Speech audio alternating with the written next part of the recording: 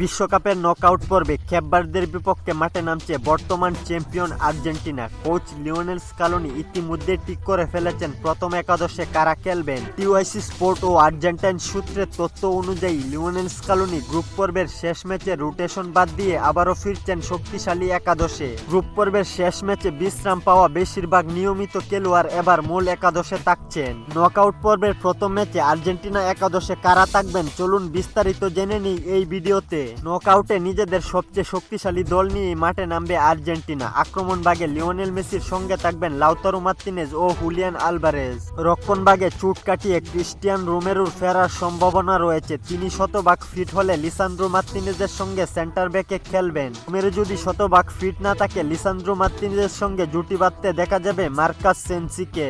আর্জেন্টিনার আক্রমণকে গতিশীল করতে ফুলব্যাক হিসেবে ভূমিকা রাখবেন নাউহেল মলিনা ও নিকোলাস তাগলিয়াফিকো। দুই ফুলব্যাককে আক্রমণে ব্যবহার করে মাঝমাঠ বড় করবে আর্জেন্টিনা, আর মেসি ও ম্যাকঅ্যালিস্টার মাঝমাঠের ফাঁকা জায়গা কাজে লাগিয়ে আক্রমণ সৃষ্টি করবে। 4-3-3 ফরমেশনে কেপ ভার্দেকে শুরু থেকেই চেপে ধরতে চাইবে আর্জেন্টিনা। তাই Lionel Messi, Alvarez, Lautaro Martinez এই তিন স্ট্রাইকারের সঙ্গে খেলবেন তিনজন মিডফিল্ডার। মাঝমাঠে দেখা যাবে রদ্রিগো ডি পল, এনজো ফার্নান্দেজ ও অ্যালেক্সিস ম্যাকঅ্যালিস্টারের পরিচিত ত্রয়ীকে।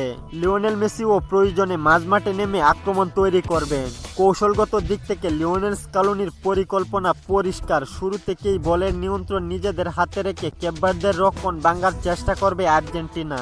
অন্যদিকে কেপ ভার্দের নিচু ব্লকে রক্ষণ গড়ে তুলে দ্রুত কাউন্টার অ্যাটাকে ভরসা করবে। তাই আর্জেন্টিনাকে আক্রমণের পাশাপাশি রক্ষণেও সতর্ক থাকতে হবে। সব মিলিয়ে ম্যাচের ফেভারিট আর্জেন্টিনা হলেও নকআউটের এই লড়াইয়ে কোনো ভুলের সুযোগ নেই। লিওনেল স্কালোনির পরিকল্পনা কতটা সফল হয় সেটাই এখন দেখার অপেক্ষা।